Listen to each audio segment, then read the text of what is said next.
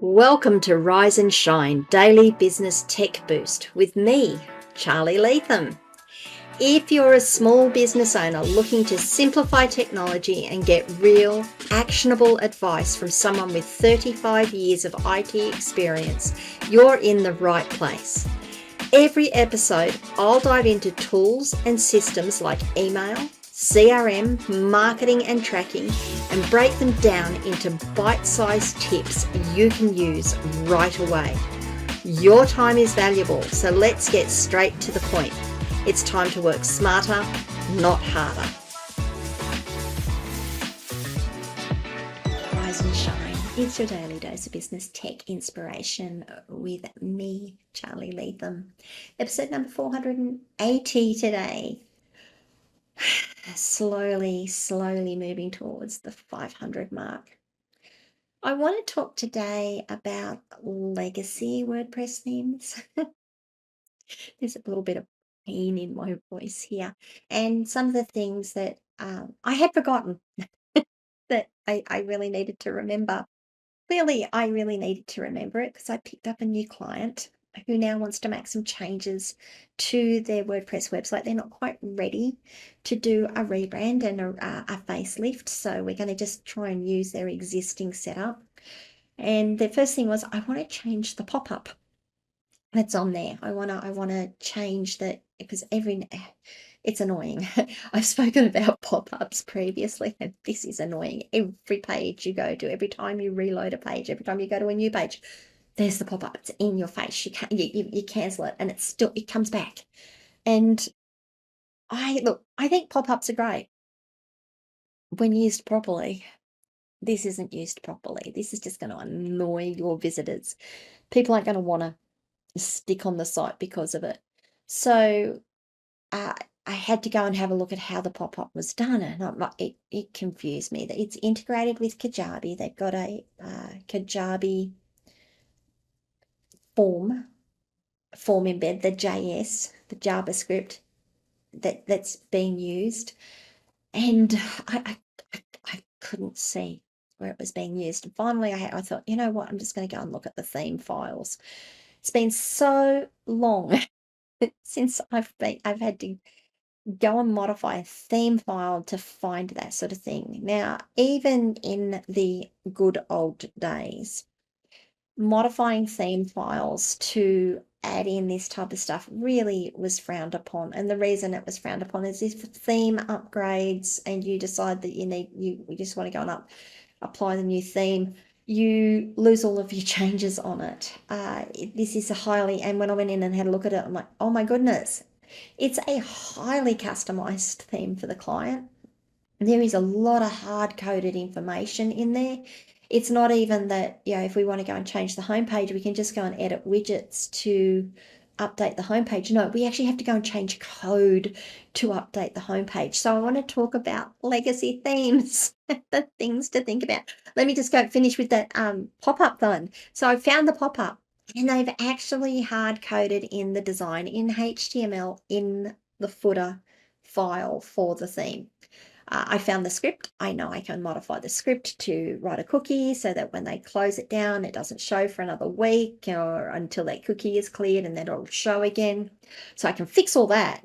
I just have to do it in the code. It's not like I can go into a settings menu and go bang, bang, bang. Oh, there it is. It's not like I can teach my client to do that, because to teach my client how to do that, I need to teach them how to read PHP, read HTML, how to get in and edit the file, and then how to revert changes when it breaks, because it will break. When we're making changes like this, inevitably it will break. There will be something that we forget to do. It might be a comma, it might be a semicolon, it might be a curly brace we forget or add in somewhere. So inevitably it will break.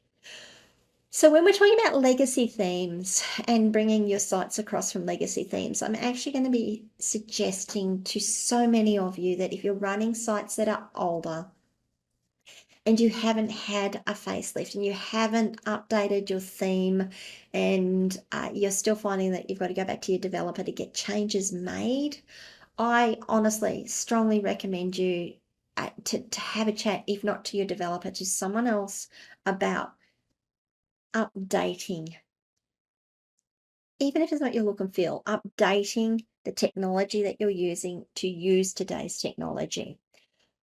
There is nothing wrong, touch wood, there is nothing wrong with using a legacy theme and having things hard coded.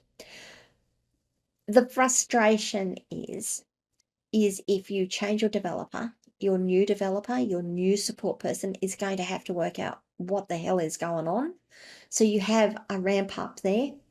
It's entirely possible that the legacy theme and the legacy code is so intertwined. I'm not going to say complex. I wanted to say complex, but I'm not going to say complex. It's just so intertwined, and so it's just there that your existing person knows it so well. They just know where to go and look for the problem. Whereas your new person, they're going to have to work it out. They're going to have to try and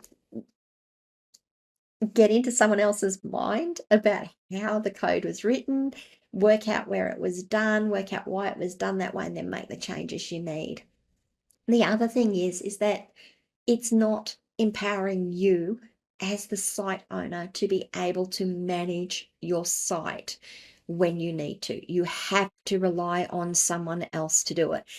And one of the things that I really like to try and do with my clients is at least give you the opportunity to learn how to do it in a way that doesn't require you to have in-depth knowledge. You can have a bit of general knowledge, you know where to go in, you know what menus to go into, you know what settings you need to change.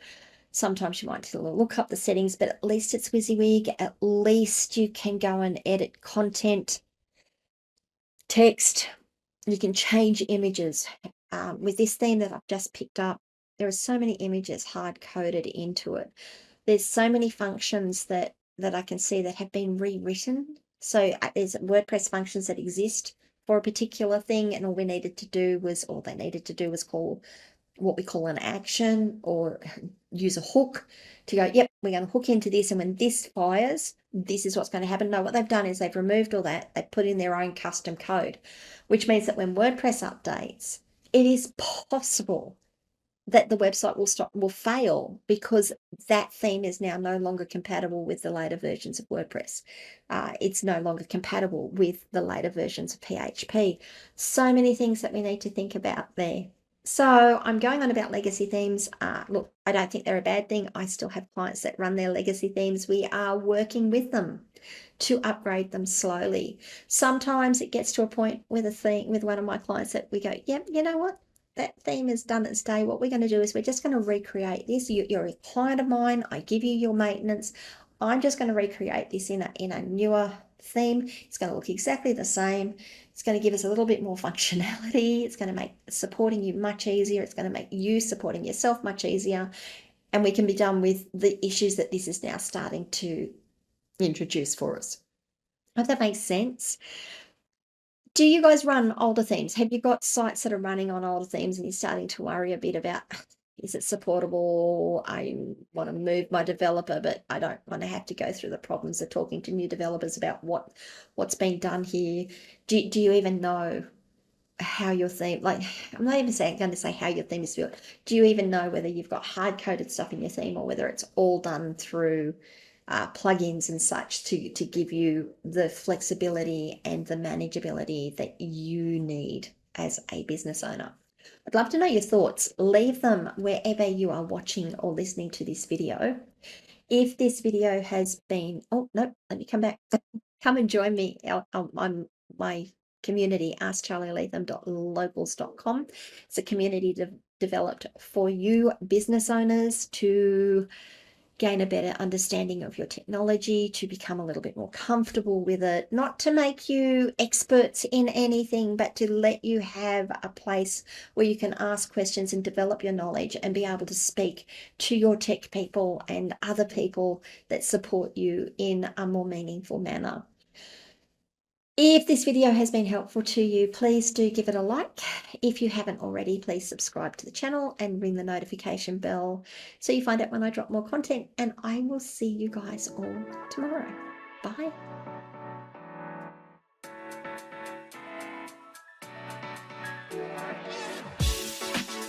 Hey there, thanks so much for tuning in to Rise and Shine, your daily business tech boost.